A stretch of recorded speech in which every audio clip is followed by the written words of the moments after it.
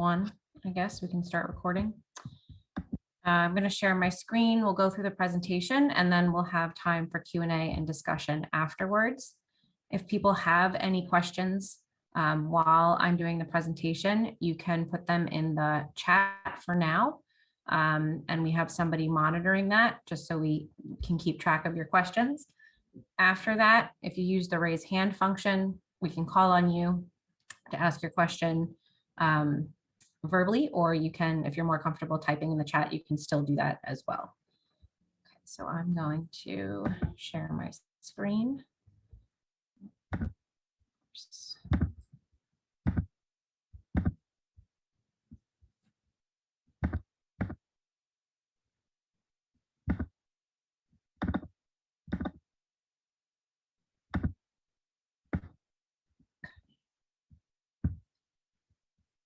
All right, so we're just going to jump right in. Again, thank you everybody so much for joining us tonight.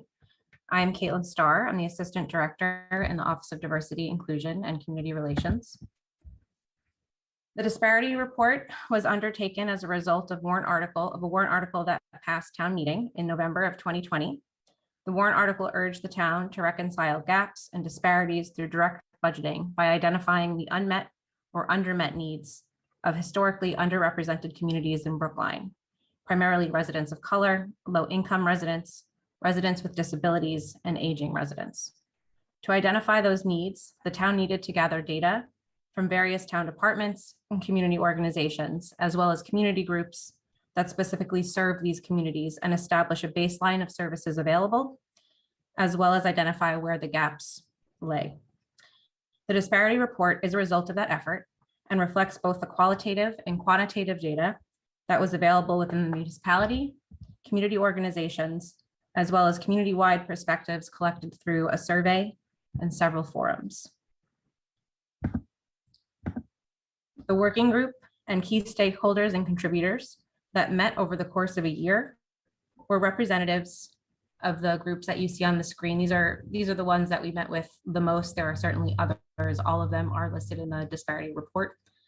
We had our office, Building a Better Brookline, Mutual Aid Brookline, Council on Aging, Brookline Housing Authority, Brookline Public Schools, to other town departments such as Human Resources, Library, Recreation, DPW, IT, a number of Brookline commissions and committees, Steps to Success, the Brookline Teen Center, Brookline Adult Education, Brookline Asian American Family Network, the Food Pantry, the Brookline Center, and Women Thriving, Inc.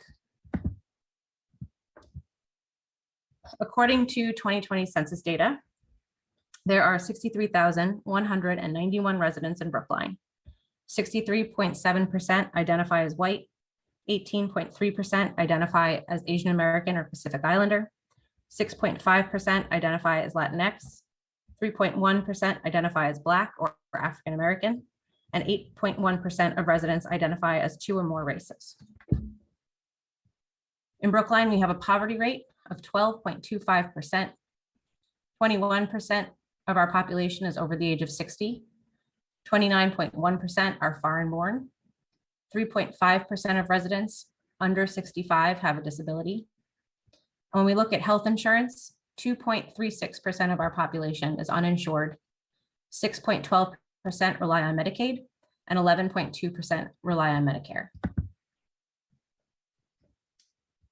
Primarily, we had 14 disparities identified, specifically looking at access to technology, access and availability to COVID-19 testing and vaccination, access to food, educational access and achievement, employment, housing status and affordability, health disparities, mental health and behavioral health, quality of life measures, access to adequate transportation, public safety services, language access, childcare, and universal access design. At the end of the presentation, I will talk a little bit more about this last one that is here. This is one that is a result of community feedback, lack of representation in town government, and engagement. So before reviewing the key data collected, I do want to address that for most of the disparity measures, we were not able to retrieve quantitative racial demographic data. The report does address disparities through the lens across all underrepresented communities. However, nationally, we know that a disproportionate number of BIPOC communities are impacted by these disparities. And based on qualitative data and narratives, we know these trends to be true here in Brookline. We do know that 51.5% of Brookline residents living below the poverty line identify as BIPOC. Okay, so many of the disparities that the working group examined are systemic in nature and are interconnected and interdependent in many ways. The working group identified 5 broad key overarching recommendations based on the key findings, narratives, and the specific recommendations that are addressed in the report.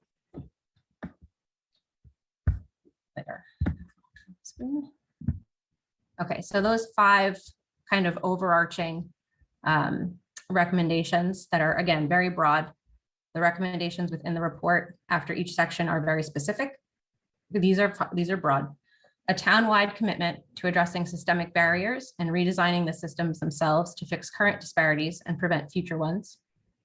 Number 2, the creation of a Town of Brookline Social Services Department as a means to create synergies and coordination of community resources. Number 3, needing to prioritize equitable communication for all town services, government, and events. Number 4, ensure that all community members have access to all aspects of public safety, including emergency response, mental health services, and proactive and preventative health programs. And finally, committing to finding ways to make Brookline more affordable in housing, education, employment, and childcare, which improve the overall quality of life of all residents. Ensuring Brookline's educational and childcare programs expand and adapt with the needs of growing and a more diverse population. Okay, so now for some key areas and data, and there's going to be a lot of data thrown at you. You know what I wanted to do? Well, Liz, do you think you could copy and paste a link to the report in the chat just so people can open it if they don't have it already? Absolutely, I will do that right now. Thank you. Sorry, I meant to do that at the beginning. Okay. So some of our key areas, the first one we looked at was access to technology. In a phone and paper survey that was conducted by a third party at Brookline Housing Authority's elderly properties, with a response rate of about 50%. At kickoff, they learned that 12% of respondents did not have tech devices and 12% did not have Wi-Fi or internet. At Colonel Floyd, they learned 27% of respondents did not have devices and 31% did not have Wi-Fi or internet. At Morse, 30% did not have technology devices and 32.5% did not have Wi-Fi. The library reported approximately 500 uses of the library public Wi-Fi network being used from outside of the building in an 8-week period from December 2020 to February 2021. The Tech Buddies program, as of last month, January 2022, they had 60 eligible residents that had qualified. 27 residents needed both a tablet and internet. 27 needed a tablet only, and 2 needed internet access only.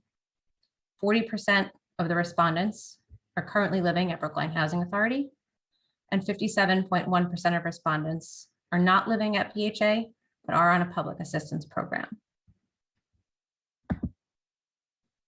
When we looked at food access, we learned that since March of 2020, the Brookline Food Pantry is serving 600 to 700 families a week. Prior to the pandemic, this looked more like 150 to 175 families a week. There are currently 170 families in a food delivery service for seniors and residents with health concerns.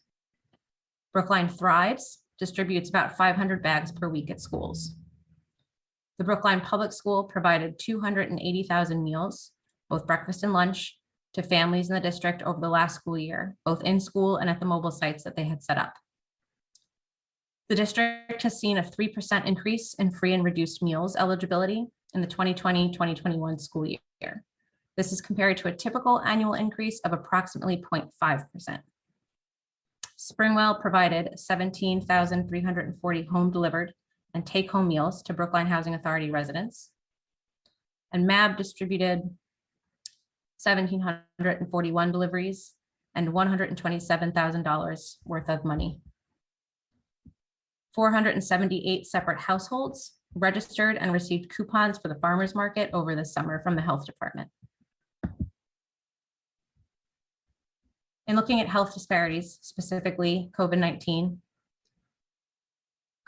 case data has been collected from March 2020 to January. Our data goes to January 21st by the Brookline Health Department. It was noted that approximately 80% of Brookline cases have known race or ethnicity data available, and the proportion of burden has had a greater impact on the BIPOC community in Brookline, as you can see in this chart over on this side.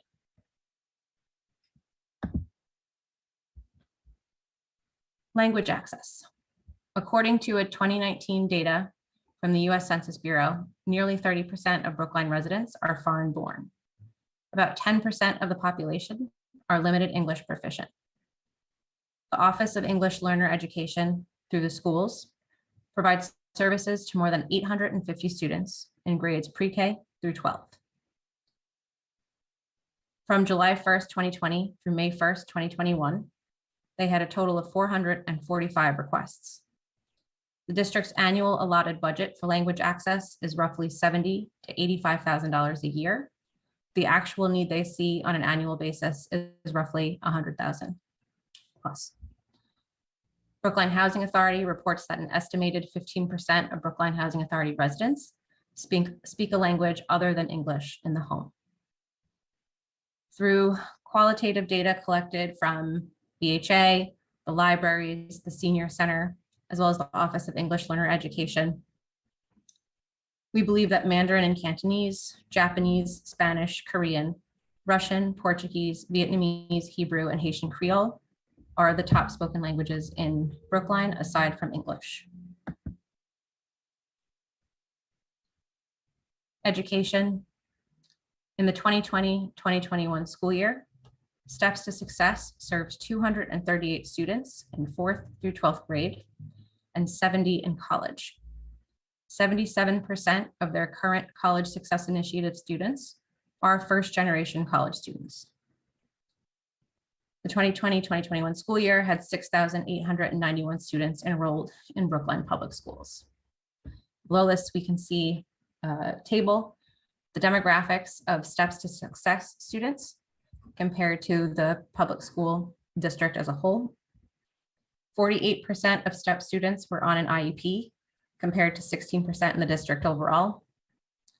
40% of Steps to Success students are medical alert, 22% in the entire district. 63% of Steps to Success students are economically disadvantaged, compared to 9% overall in the district. 79% of Steps to Success students are on free or reduced lunch, compared to 11% of the public school district. And 87% of STEP students are students of color, compared to 47% of the district overall.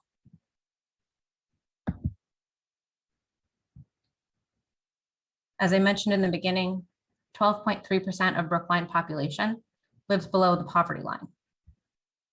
In January of 2020, the town of Brookline had 696 full-time employees. 28% were female, 79% were white, 9% identified as Black or African American, 5% identified as Asian or Asian American, 5% identified as Hispanic or Latinx, and 1% identified as other. Beginning in 2021, the Brookline Housing Authority launched the Self-Sufficiency Program to provide economic mobility coaching for state public housing residents. We looked at data for housing affordability and status. 29% of Brookline residents have low or moderate income. 48.9% own their home, and 51.1% rent. 47% of renters spend more than 30% of their income on housing, while 23% spend more than 50% of their income on housing. Waiting lists for subsidized units are often 2 to 10 years long, and only 26.7% of mobile vouchers that are issued through the Brookline Housing Authority are actually even utilized in Brookline because of the high cost of rent. The safety net has seen a 129% increase in housing need assistance between 2020 and 2021. Childcare. BEEP's current enrollment is 296 students as of November 2021. 42 students were receiving full tuition assistance, and there was a wait list of at least 25 families that were eligible for tuition assistance, but were not receiving it. Parent Child Plus is a 2-year program that serves 20 families a year, and there is a wait list and tremendous need in the Brookline community to expand this program. The Special Education Parent Advisory Council did a survey. 77% of respondents identify that they do not have adequate childcare for their child with a disability, and 54% of respondents cited a significant increase in cost as the barrier. Lastly, after talking with several of the stakeholders, we learned that there is a severe lack of affordable and available after-school options, specifically for Steps to Success families from kindergarten to 3rd grade. When we looked at transportation, we have data from the Brookline Senior Center. There were a total of 330 total subsidized transportation participants. 82% of the population using these subsidized transportation are low to moderate income. There was a total of 1,022 subsidized rides between July and October of 2021. There's an average of 340 van rides per month and about 200 meals delivered per month to residents who utilize the senior center. Okay, so as I mentioned in the beginning, community feedback received after the initial release of our final report last week identified that the demographics of the current core working group embodied a key disparity in Brookline: the lack of BIPOC representation in town government and committees and general community engagement. Our current next step is working with community members to highlight the disparity of representation in town government in an updated addendum to the report. We're hoping to have that addendum released within the next 2 weeks as a part of an updated report. In October of 2021, we released a disparity report community survey that was open for about 2 full months. We had a total of 144 responses. There were 141 responses in English, 2 responses in Russian, and 1 response in traditional Chinese. 68.8% of our respondents identified as white, 7.6% identified as Asian or Asian American, 4.9% identified as Latinx, 2.1% identified as Black or African American, 0.7% identified as Native American or Indigenous, 0.7% identified as Native Hawaiian or other Pacific Islander, 4.9% identified as mixed race, and 14.6% preferred not to answer. 16% of respondents identified as having a disability in all age categories, and 11.8% of respondents under the age of 65 identified as having a disability.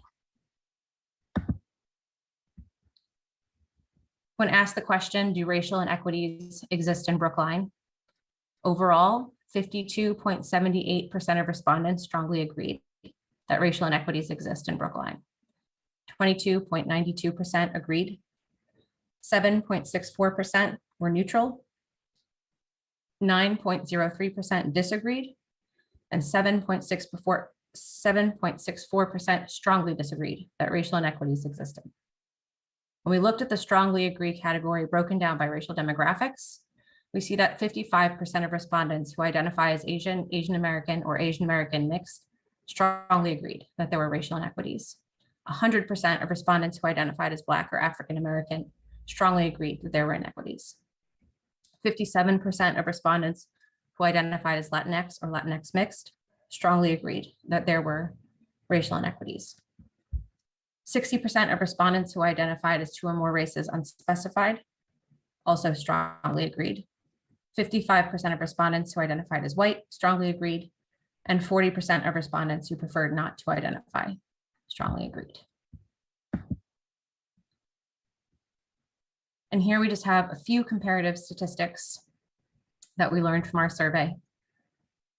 Community center and racial inequities. Respondents who strongly agreed or agreed that there were racial inequities existing in Brookline were more than twice as likely to say yes to a centralized community center than respondents who strongly disagreed or disagreed that racial inequities existed.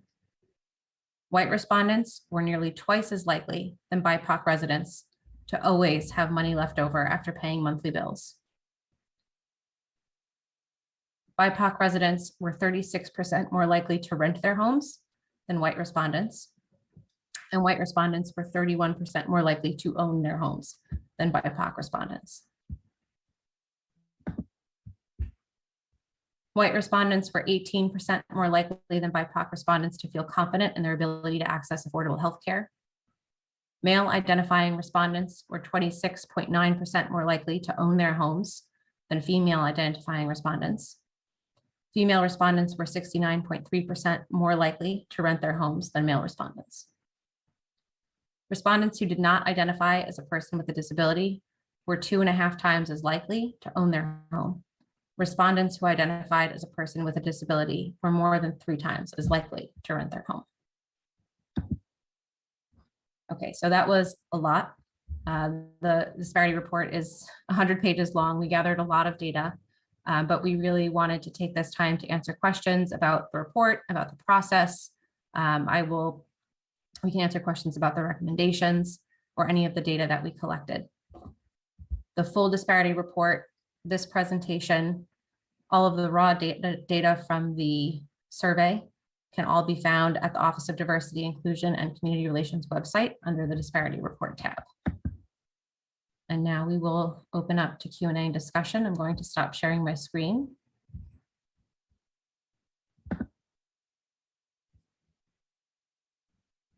Okay. So far, we have one question in the chat.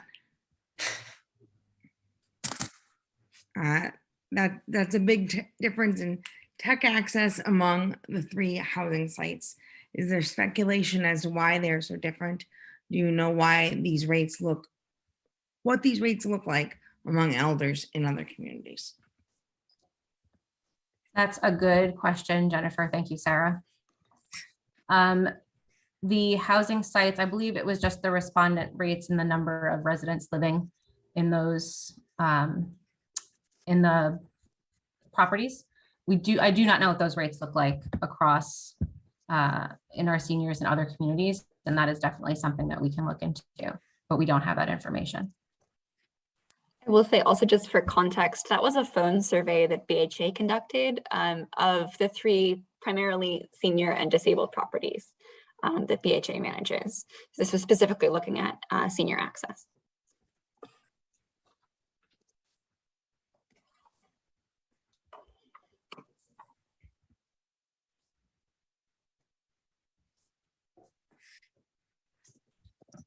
Thank you, Jennifer.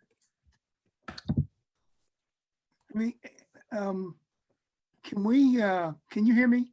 Yes. Can I just, are you finished with Jennifer Goldsmith? Yes. Can we ask a question just on the open mic as I am Yes. right now? Yes, absolutely. Is that okay? Yep. My name is Arthur Conquest. You know who I am. I flagged the issue of the committee not having Black, and then I also want to add there were no Asians, I thought, okay, on that the committee that put this report together. Let me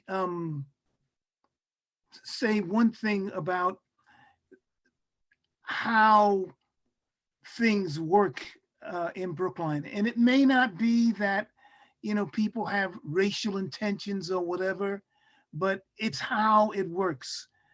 Virginia LaPlante, who was once a town meeting member in my precinct, she was the one that invited me to become a town meeting.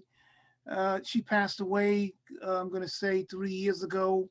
And, she was a mentor to me from the day she came and knocked on my door till the day she died. She was kind of like my fake mother, whatever. Arthur, don't do this, don't do that. Be nice. Anyway, when she passed away and her seat opened up,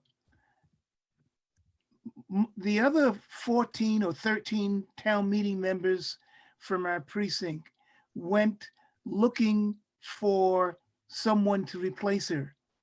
And for a whole slew of years, they have always replaced town meeting members who left or whatever with white town meeting members. And I thought, you know, Virginia LaPlante, for what she stood for in terms of bringing me along, maybe we should look at a Black or a Latino, Latinx town meeting member. I don't think the members of our precinct were specifically denying that a Black person or Latino person should be there, but it just wasn't in their mindset. That's not their circle, as opposed to Arthur Conquest, who, you know, I think I come in contact with more, you know, Black and Latino people. So, but just in terms of how people who served on this committee were all white, okay, and how we do things with other departments and initiatives in this town, we have got to start looking at, okay, who else we might want to put on these committees or in these departments or jobs or whatever with people that don't look like us. I don't mean by us, because, you know, I'm Black, but you understand. Does everybody understand what I'm talking about? Okay, and that's critical in terms, because, you know, we're part of this town as well.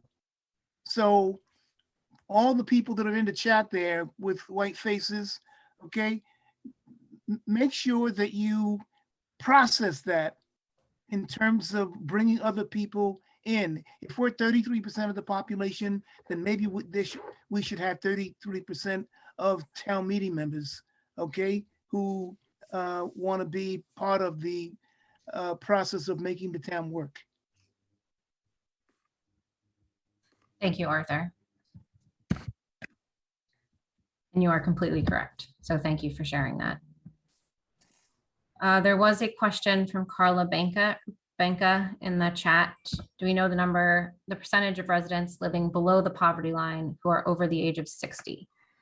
So yes, 8% of residents, well, I should say 8% of residents over the age of 65. I don't know over the age of 60, but over the age of 65 are living below the poverty line. So that would be 8%.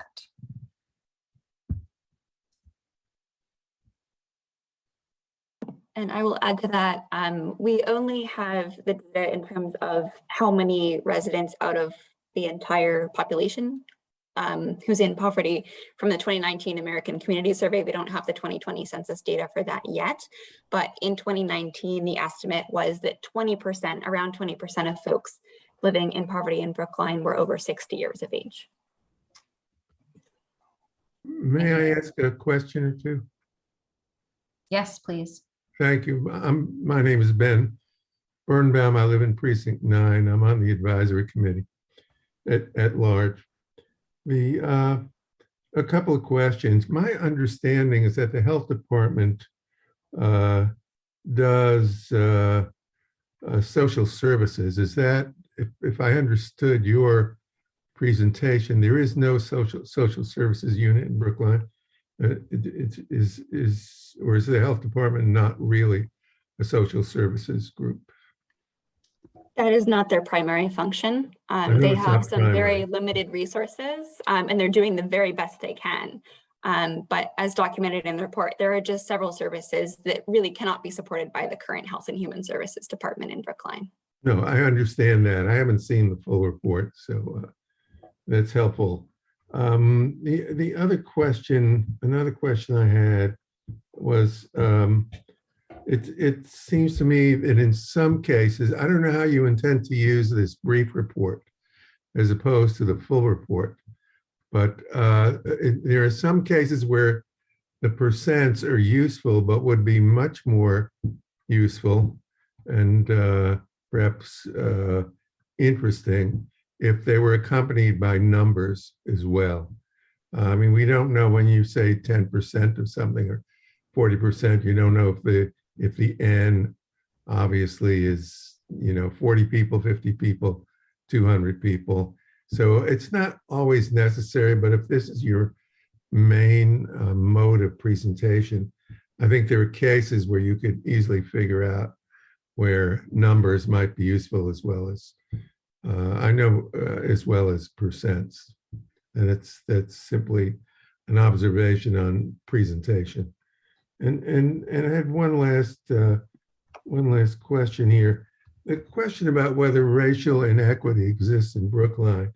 I'm shocked the response wasn't 100%, frankly, which is to say it exists in this country, it exists in every municipality in which we live. And can you tell me how the question was phrased? Was it phrased exactly that way? Is there racial inequity in Brookline? Do you believe that there are racial inequities in Brookline? Okay. All right. Well, thank you very much You're welcome. for enlightening me. Thank you. And thank you for your comment. feedback. And I will say the numbers that you're looking for are in the full report. So I figured they were, but I figured most people are not going to read the 100 pages. They'll rely on your presentation. And so it's just a presentation matter. It's nothing terribly serious. Thank you. Bernard. Yes, responding to the previous question, we do have a, let's call it a Health and Human Services Department in town. Now, unfortunately, it's characterized differently depending on what you're reading on town websites or town documents, which is, a big problem.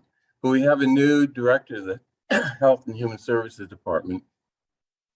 And it seems to me that instead of creating a new department, which would be a very costly affair, and would take away resources from some of the important things that this report suggests that we do.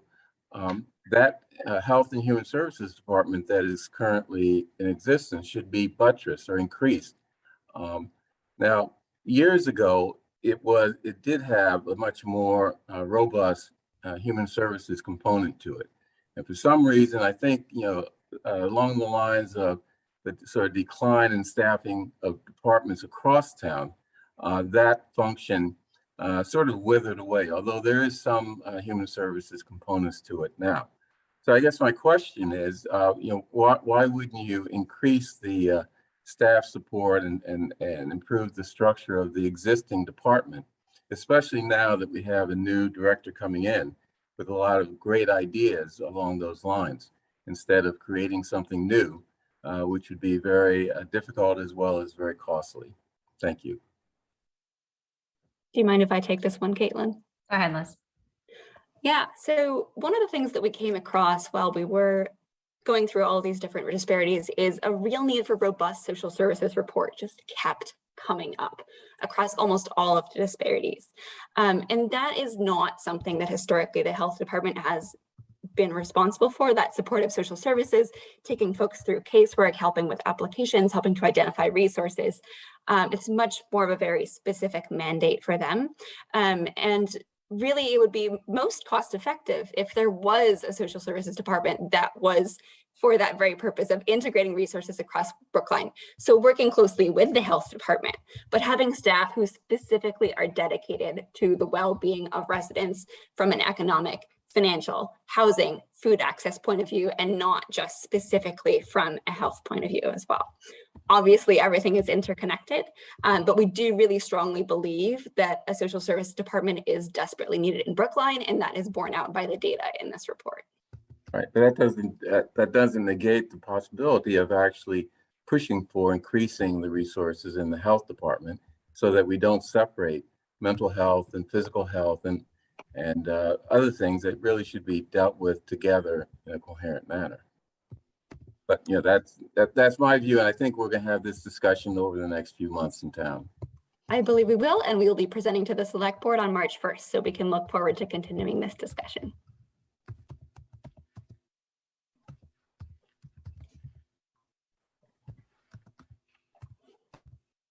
Are there any other questions or comments about the report, the presentation, any of the information that was collected?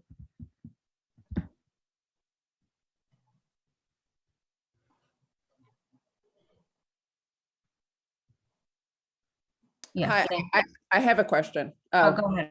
Okay. Hi, Barbara Gutman, Precinct 15. Thank you so much for all your work. This is really amazing. And this is super duper important information that we all see here. I'm wondering, it's interesting to look at the audience here, and I don't, my observation is probably there's not a lot of folks from Brookline Housing or other people who are really most affected by this report, who are part of this discussion and who can ask the questions. And I'm just wondering, outside of promoting this through the town meeting listserv, how much have you reached out to them directly to get their input in these discussions? Thank you, Barbara. So we did have a community forum at one of the properties a couple of months ago, before the final report came out, while we had just drafted the draft report. So some of the feedback and contributions from residents who were attending at that forum are in the disparity report. And then as far as getting these community forums out there to discuss the final presentation, we did have it put into the newsletter that goes to all Brookline Housing Authority residents. We had a Brookline Housing Authority staff member who was sitting on the working group that was helping to promote this with the residents that she worked with one-on-one as well. Great. Okay. We are holding another one at noontime next week. And our hopes in doing that was to be able to get people who might not be able to attend in the evening, who during the day might have more time during lunch. So we're hoping to get residents from all throughout Brookline involved in these community forums. Yeah, great. That's great.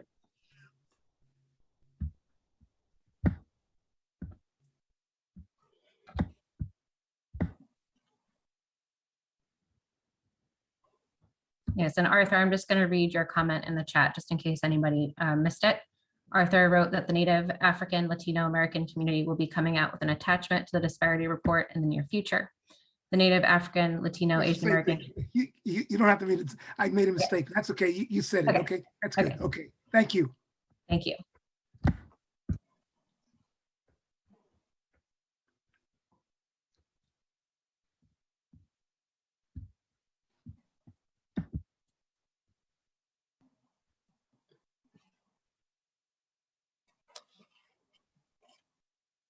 I see Bonnie has a question in the chat. How does the committee hope that this excellent work will be used in Brookline? Liz, you want to take that one too? I feel like you explain it so much better. Absolutely. So the timing of this report's release is not accidental. We wanted to make sure that it arrived just as the warrant opened for spring town meeting. The hope is that all town meeting members and elected officials will absorb the data in this report and use it as they are drawing up legislation for the next legislative session, as well as when allocating in town budget. So there are some very specific allocations that we've made, some specific recommendations in the report, and we are definitely hoping that town meeting members will take a look at that. In terms of the wider community, just having this data collated, right? Having it all in one place so that it is a lift, right? So the next person who comes along and says, I know there's a food insecurity problem in Brookline, doesn't have to start over from scratch, right? They can build on this data. They can reach out to some of the stakeholders that we reached out to. They can reach out to new communities, to old communities, everybody in between, and really engage with the disparities in Brookline. So often the question is, when there is an allocation up for review for the budget, are there really that many disparities in Brookline? So the intent of this report and the resolution, which passed at the November 2020 town meeting, is really to say, yes, these disparities exist. Here's the data to prove it, and let's continue doing this work in the future. So we are intending that this process will be replicated, that it will be expanded, and that there will consistently be someone whose job it is to actually look at disparities in Brookline and make sure we are doing everything we possibly can to remedy those disparities. Thank you, Liz.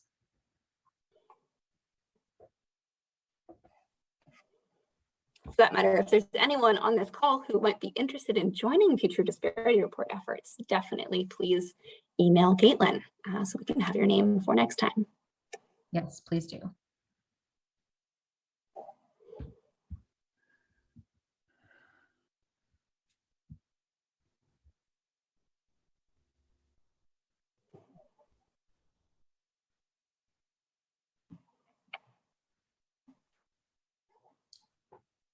no one has a question, I do have a question for anybody here.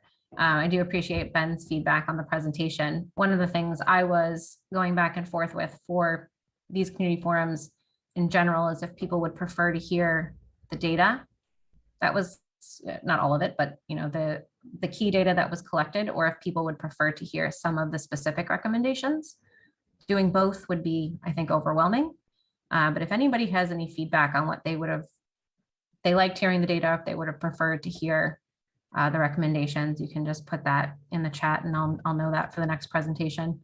I want to make sure that residents are getting the most out of this. So if there's any feedback on that, that would be helpful. And I will add that we're happy to pull up a copy of the report and look at individual recommendations if anyone is curious about those.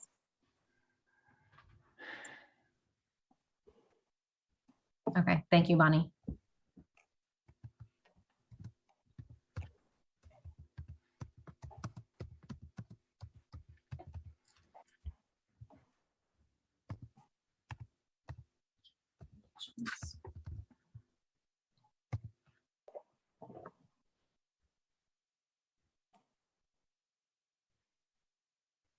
Or if they're a little bit of both. Okay. All right. So I'll try and find a balance of how we can do both.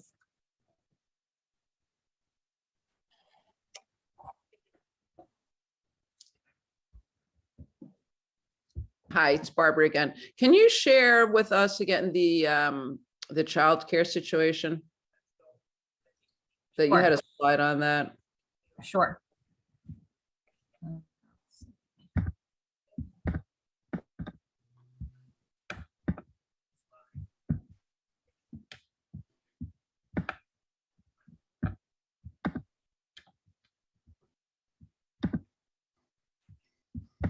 Okay, so for childcare, and I can talk a little bit more about what's not on the slide.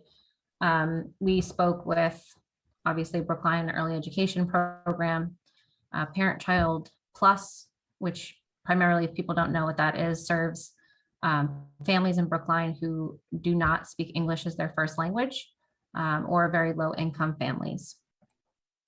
They work with families and the student, early education student, with books and toys and reading to the student, teaching parents how to read and engage and help their child developmentally as well. We also spoke with a representative from the Special Education Parents Advisory Council, Steps to Success, Commission for Women was involved in that conversation as well. And then I had a separate conversation. They weren't able to make it to this meeting with the Brookline Center. A few clinicians that work with single moms specifically, and the issue that a lot of parents have with access to childcare that comes along with not having adequate transportation, not being able to afford childcare in Brookline, vouchers not being accepted in Brookline, a number of barriers that their clients face alone at the Brookline Center.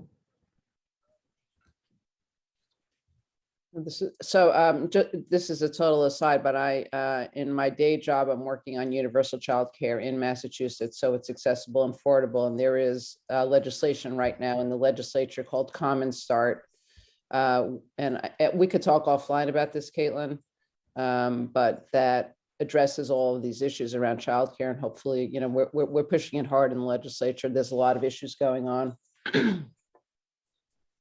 Thank you. I would love to connect offline. Yeah.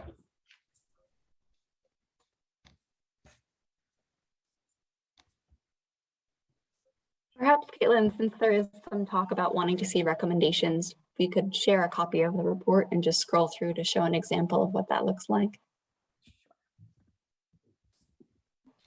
Sure.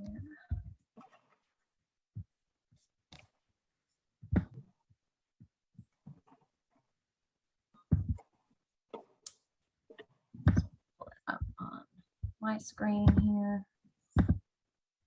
The specific recommendations for each disparity definitely all feed into those 5 key recommendations, which is why we pulled those out. Those are the ones that really jumped out the most across all of our individual recommendations for each disparity. But there definitely are individual ones for each as well.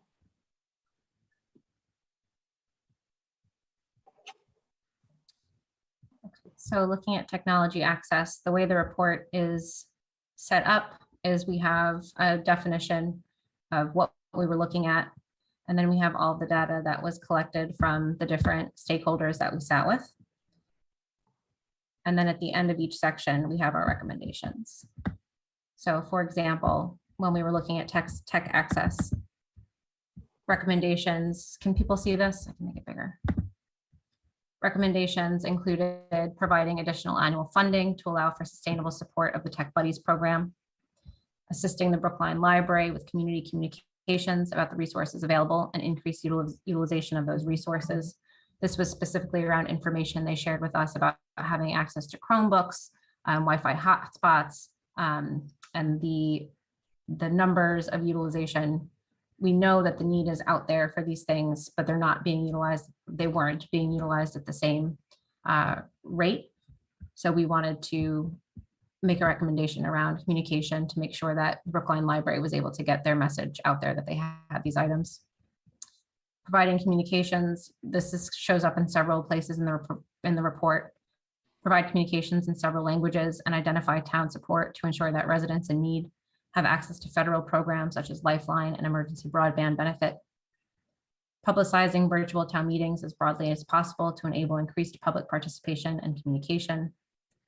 Ensure that post-COVID-19 in-person meeting rooms throughout the town have the proper technology and tools to allow for simultaneous remote access participation.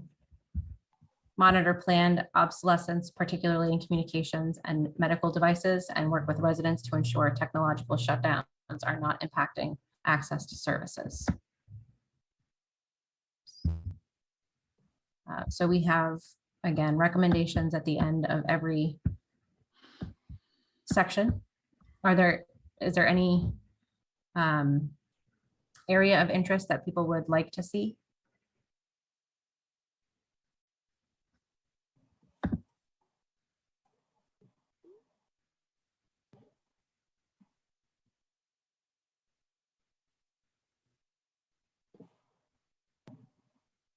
Well, you know, my answer will always be food insecurity.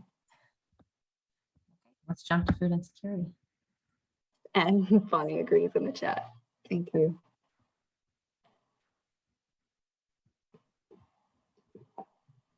And Anne is asking how recommended actions would be funded, which is a really key question. So I'm going to take that one while we look at these, while you scroll to the right spot. So a combination. So there are specific budget recommendations in the report. For example, the social services department getting that started is necessarily an allocation because it would be a town department. But at the end of the report, what we have is a compilation of all the non-town funding sources that the stakeholders we consulted across community orgs, town departments, community groups, different grants, different programs that they have used to get funding for similar programs in the past. So again, putting all of that in one place, so someone who is looking to address some of these disparities can go and say, all right, these are potential funding sources. Some of this might come from the town, some of this might come from elsewhere, but we at least have a list of the potential funding sources. Thank you, Liz. Does that answer your question, Anne? Yes, one question I have though is who's sort of coordinating all of that? Is this going to be housed in a particular department or just depend on the recommendation, which department it'll be housed in terms of like who's overseeing, making sure you get the funding or applying for the funding or et cetera, et cetera? That's a great question. Really, we're hoping that our elected officials will take collective responsibility, right? This is a huge problem, right? So it's not something that one or two people in town can fix. Some of these have a specific roadmap. For example, in November, the language access warrant article that was passed in town meeting did implement some of our previous recommendations about language access. So that one has a path forward. The hope is that we will see some integration of this data and these recommendations into warrant articles for the spring legislative session as well of this year. But as we said, the disparity efforts are meant to continue. This is meant to recur. This is not meant to just fade into oblivion. So the idea is that there will be a group working on this every year in Brookline, keeping track of which recommendations were followed, which were not, and what the priorities should be moving forward.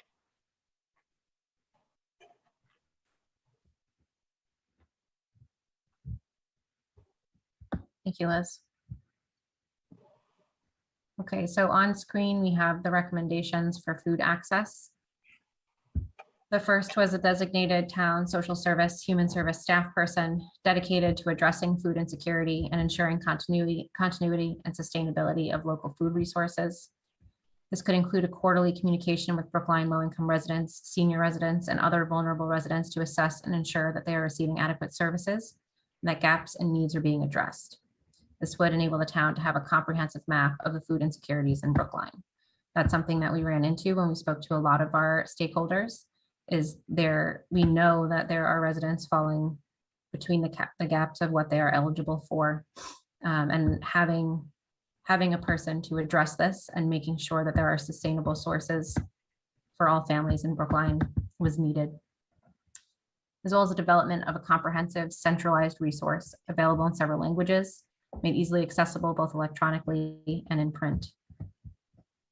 During COVID, the Senior Center was doing something like this, but we need something that would be long-term and not just for seniors, but would include resources for all residents. Emphasize the continued need for alternative means of acquiring food through deliveries, curbside pickup, and provide incentives to local businesses to continue providing these services. Encourage community partnerships, such as the local restaurant pantry meals program pilot, and expansion of the grocery gift card program through the Brookline Center. A town commitment of non-emergency funds to the Brookline Food Pantry. Establish community gardens and awareness campaigns around gardening and nutritional food access. Work with food insecure residents to determine what would be most useful to them, including farmers market coupons without income or disability verification, and with more flexible pickup and delivery times. Emulate several other neighborhoods and continue the Brookline Farmers Market outside throughout the winter season. Collaborate with community organizations and businesses to operate and stock community fridges. I think we had a couple of questions come in the chat here while we were going through those. Barbara asking a very good question and how non-elected officials can be helpful in moving these recommendations in a couple of ways, honestly, in showing up to these meetings and showing support for recommendations, in making your voice heard, in advocating to your elected officials to make sure that these disparities are remedied in Brookline, and also in donating your own time. You know, if you have the time and capacity to volunteer, any of the many groups who are working to remedy these disparities, and of course, monetary donations never go amiss either. But mostly, making sure that eyes stay on this, right? Making sure that we aren't only paying attention to the basic needs of our residents during a pandemic, right? This emergency where we've suddenly seen, especially a spotlight on this issue of food insecurity during the pandemic, certainly has been worsened during the pandemic, but that existed before. That is a constant state of emergency for a good number of Brookline residents. So taking some of those spotlight energies from COVID and making sure we continue looking at these disparities into the future. Yes, and Bonnie had a good point in the chat too, Barbara, to find town meeting candidates running in your precinct that support these recommendations and vote for them, and speak to the ones that are already town meeting members about this. There was also a question here. Oh, I can't find. But how will these recommendations connect with the effort / people who conducted the survey and how Brookline will prioritize spending of stimulus money? So I think you're referring to the ARPA money, and actually BCF did reach out to our working group and we shared the disparity report with them, as well as co-collaborated on several of the community engagement forums that they were running. And in those forums, we presented our data, and then participants were asked the questions that BCF was collecting in regards to ARPA. So we do hope that this report, on top of what Liz has mentioned, will also help other community organizations, departments, et cetera, as they're putting ARPA proposals in, to consider the data that we have here and collected and utilize, reference our disparity report to identify the needs in the community.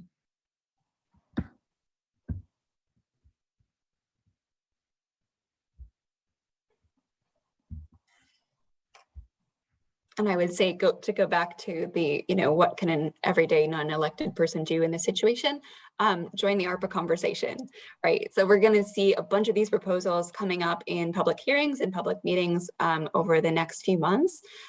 So it's definitely important to make sure that you're joining those conversations and just making sure that they do correspond to the urgent needs that are expressed in these data.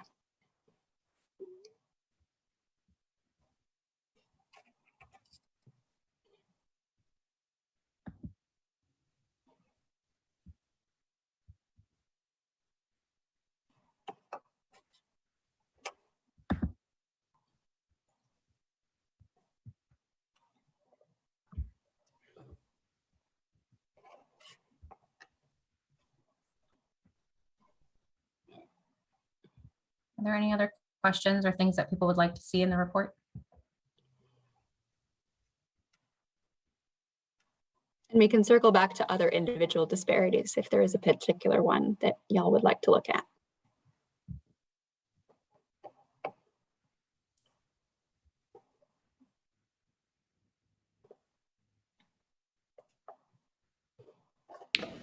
This is Bonnie. May I ask a question? Yes, Can you- definitely. So thinking ahead to how useful this is going, well, this is going to be immensely useful right now. And thinking further into the future as, you mentioned this as something that will be ongoing every year. Hopefully there will be people that will join the effort to update this every year. Do you feel like there is a replicable process to do this work? As volunteers, if we were interested in updating this work every year, like you said, if someone was interested in joining this working group to do this work next time, is this something that requires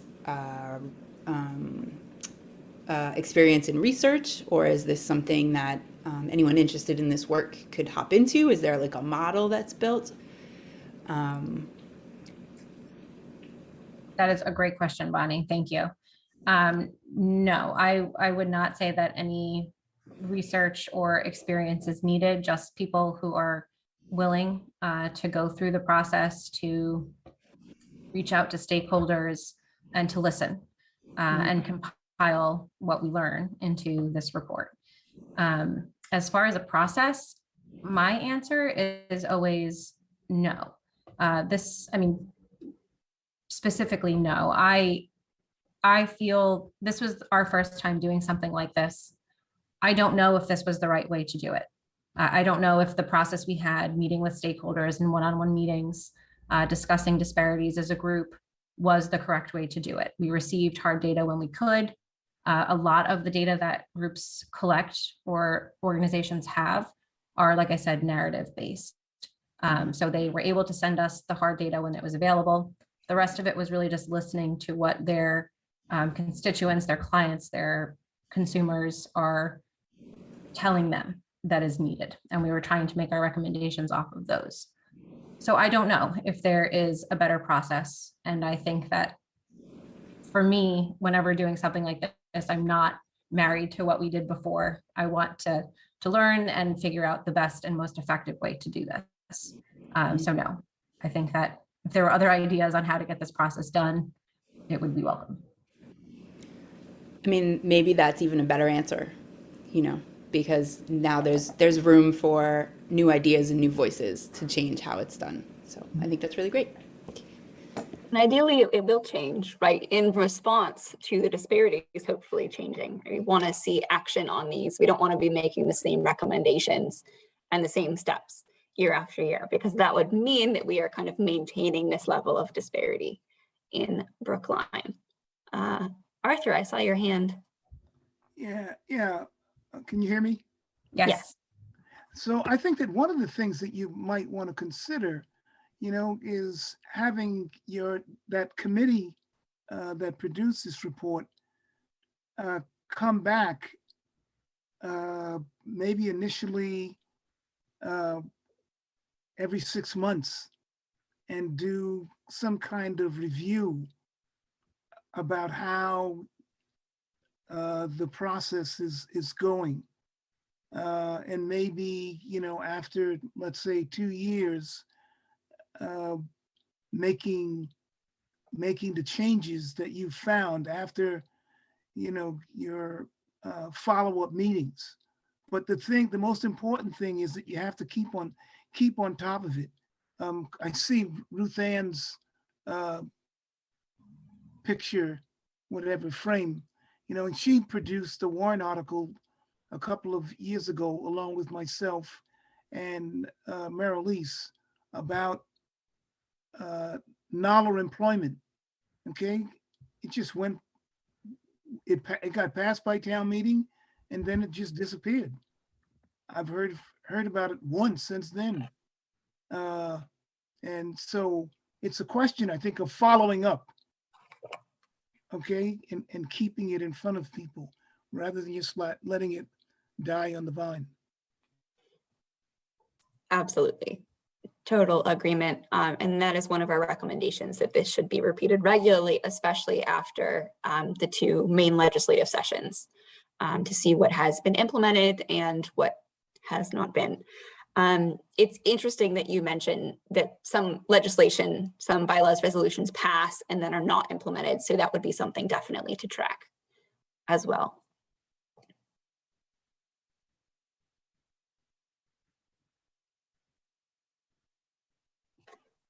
May I say something? Ruth Ann Snyder here.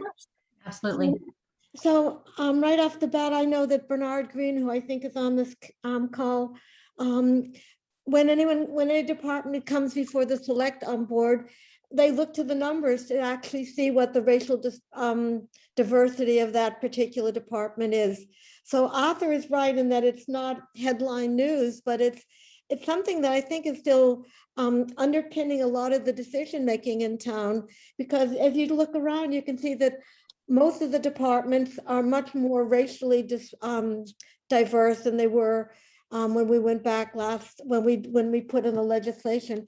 And I would just say that back then, which is maybe 2015, the racial diversity in maybe the entire town was like 12% non-whites, people of color.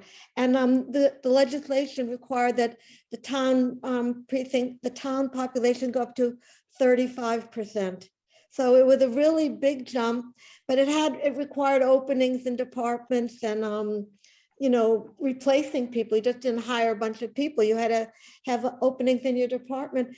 But I'm interested that at the administrative level, we've taken in very talented people, but mostly white women. Definitely talented people. So Arthur's right in that needs to be focused on again, but it is a viable option, action that's there to be utilized if people know about it. I'm done. Thank you.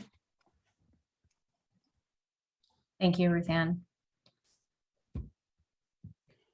And I can't say that I know the most recent town employment data off the top of my head. I know that HR has done, I believe a quarterly update, and I believe we have the most recent numbers in the report. I just don't have them at the top of my head. May I say one more thing, please? Yes. In the legislation that we wrote, your committee is your department is required to make the yearly. No, human resources to make it yearly. And then it gets presented to the selectmen in October, and it gets presented to the town at the MLK celebration. It is part, there was a process built into it, but if it's being followed, I can't say. But there Yes, is a I just process. pulled up that part of the report to answer that, Ruth Ann. So yes, they're doing an annual equal employment opportunity report. Yes. There was one release that the most updated we had was from January of 2020, but I know they were working on the 2021 version. And that is one of the pieces of data we pulled up for the presentation at the beginning, where 79% were white, 9% Black or African American, 5% Asian or Asian American, 5% Hispanic or Latina, and 1% other. So they are tracking that breakdown of town employees. The numbers that you just read off, are they recent numbers or old numbers? Those are from January of 2020. I know they're working on a 2021 report. Oh, that's sad. All right, thank you.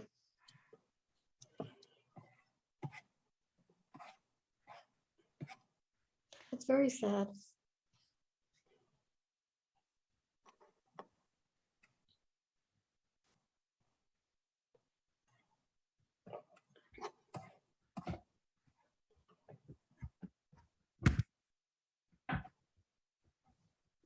I know we had some new folks join the meeting who I think probably don't have a lot of context. So if you're here, welcome. We're just taking questions. So if you have any questions about the disparity report, if you'd like us to bring up our key recommendations again, we are happy to do that.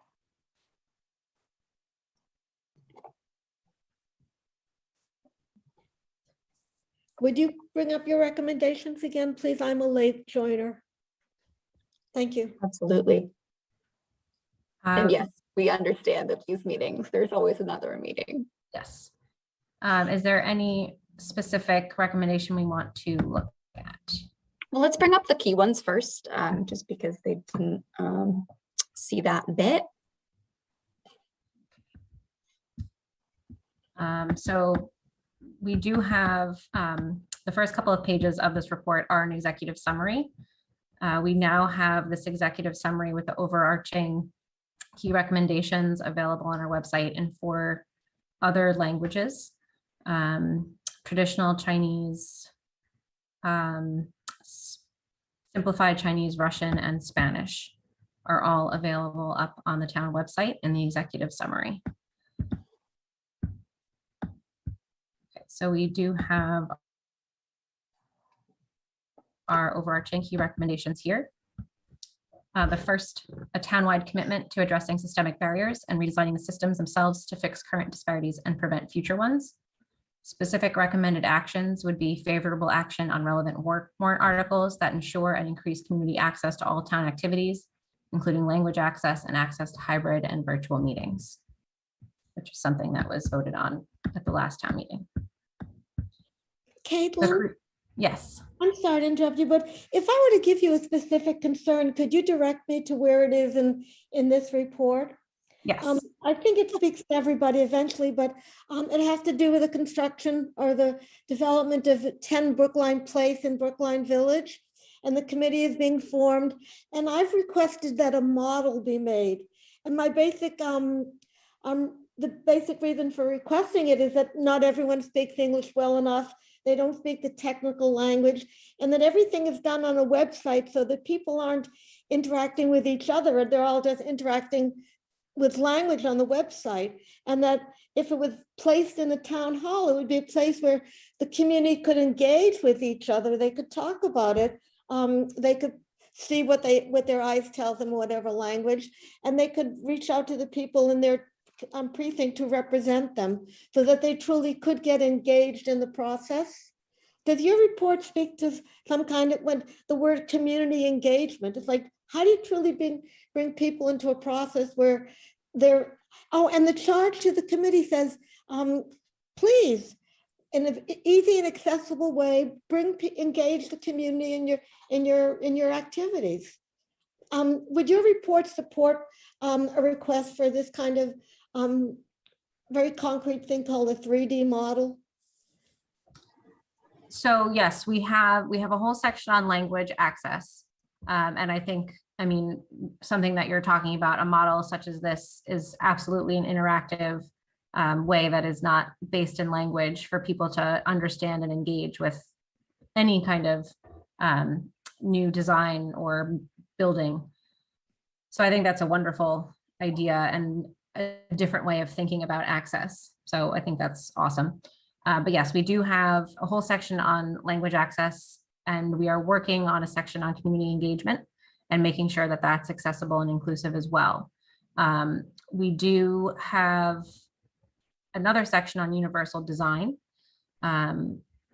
thinking about how we can create both physical spaces, website spaces, educational spaces, and communication spaces that are accessible to the most, and not just designing around ADA or disability, but considering being able to be accessible to the most amount of people in the original design of whatever we're talking about. Exactly. So we do have a section on that as well. So I think that what you just mentioned touches on several different pieces of our report and the recommendations we made. We don't have your specific recommendation because we hadn't heard that. But yes, we definitely do have both data and narrative that would support what you're suggesting.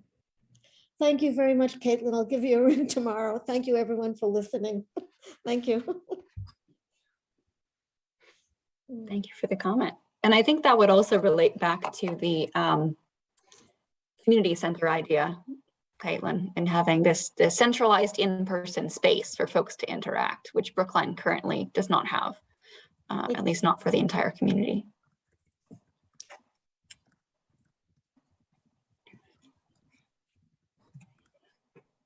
Yes, the presentation is available on the website. The PowerPoint that was given at the beginning of this forum is available. Drop that in the chat again. Thank you.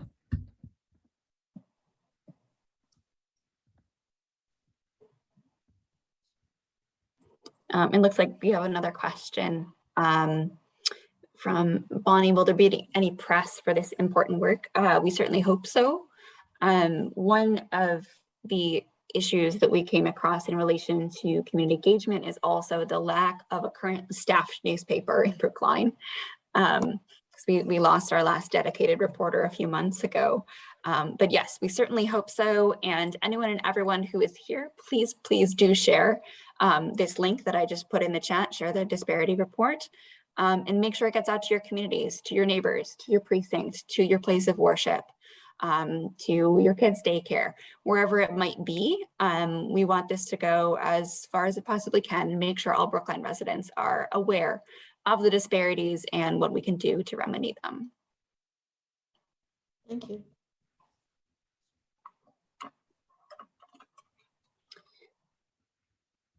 Should we keep going through the key recommendations, Caitlin, just because I think Sure, we have 10 more minutes. If anybody has a question, please interrupt me, put it in the chat.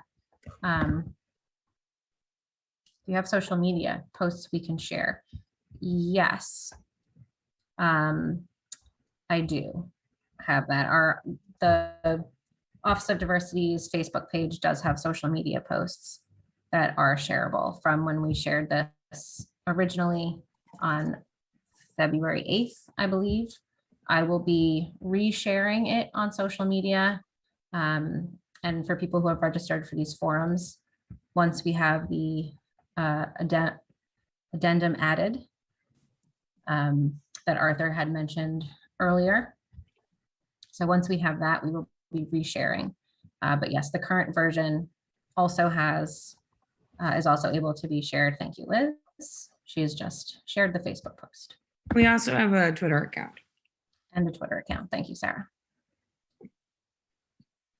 Oh, and to rewind for Rachel Goodman. So yes, we received feedback that there was another really key disparity of representation, lack of representation of BIPOC folks in town government and committees. So we are adding an addendum to the report, focusing on that disparity, reflecting on the demographics, of course, of our own working group as well, and acknowledging that and hoping that bringing attention to that will also increase representation across town agencies.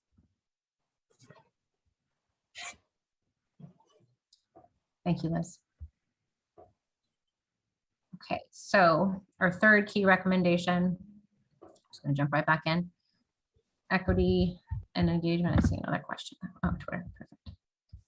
Equity engagement of all residents and community members is essential to mitigate disparities, especially the engagement of those residents that are experiencing the disparity. The town needs to prioritize equitable communication for all town services, government, and events. Specific recommendations throughout the report would include committing to a reassessment of townwide communications by each department, user experience study of town website and payment sites and Brook Online, inclusion of those experiencing the service disparity in discussion decision-making about the network of services, reassessment of data collection and interagency sharing practices, a publicly available anonymized data portal.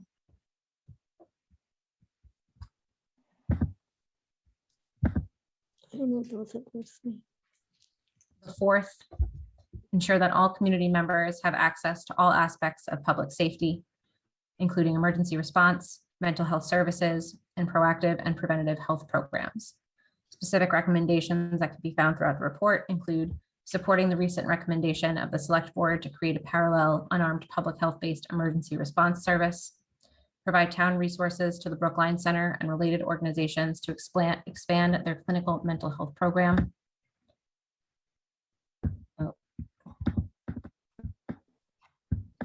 Expand the existing wellness check program for all at-risk residents. Ensure that all students and all residents have access to social workers. Provide support for unhoused community members and those at risk of losing housing.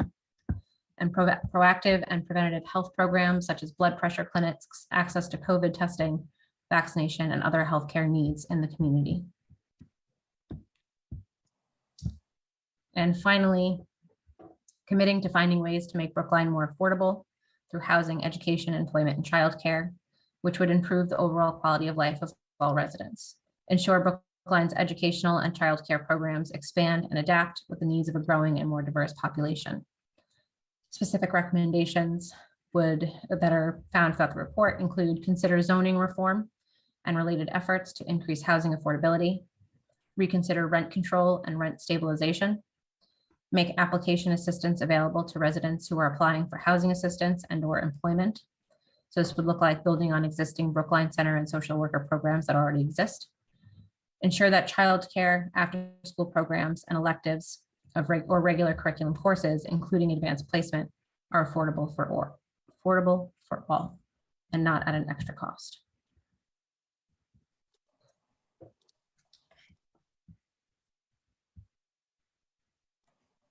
I'm going to stop sharing just so I can see everybody, see if anybody has their hand up. Are there any final questions or thoughts? Are you in your office tomorrow? Yes, tomorrow's Thursday, yes. Okay, starting when, Caitlin? I am available starting around 10:30. Okay, thank you. I would like to stand before the selectmen or write to them very ASAP. The development project committee has already started to meet, and I would like to use this in support. I would like to use your information in support of my request. Absolutely. Let's connect tomorrow. Thank you.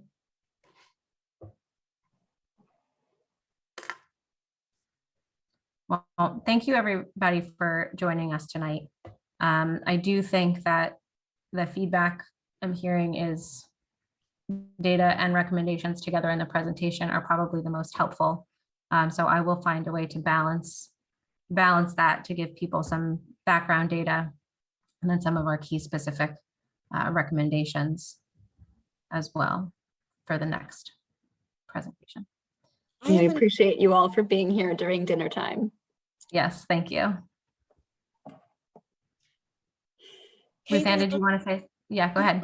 I'm sorry, I came late, so these are questions I would have answered earlier. Do you review the warrant article to see which articles dovetail with your priorities? We Yeah, did. The current warrant article, the one that's going to be coming out, will you review that one?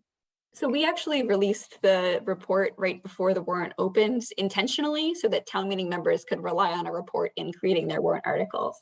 So we've met with several town meeting members over the course of the working group to talk about how, if their warrant articles relate to our disparities, and we're hoping that that will correlate in the upcoming warrant cycle, and that folks will be using the data in this report to incorporate directly into their proposals. I think you've done a wonderful job then of organizing your material and laying out a very clear blueprint for everyone to rely on as a resources if they know it's there to do. So I thank you because it's going to aid my work very, very terrifically. Thank you. Thank you for your work. Thank you, everybody on your committee. Thank you for coming and for doing the work. Okay. Thank you, everyone, for being here. If there are any questions or anybody would like to speak with me offline, I'm going to put my email, my phone number in the chat. And I am available to answer any questions, to walk you through the disparity report. If you have any questions about recommendations or any of the data that we collected, if you're interested in being a part of this process in the future, any and all questions about the use of this are welcome. So please feel free to reach out to me with any questions. Thank you. All right. Thank you, everybody, for joining us tonight. I hope you have a wonderful rest of your evening. Good night, Thanks, everyone. everyone. Good night.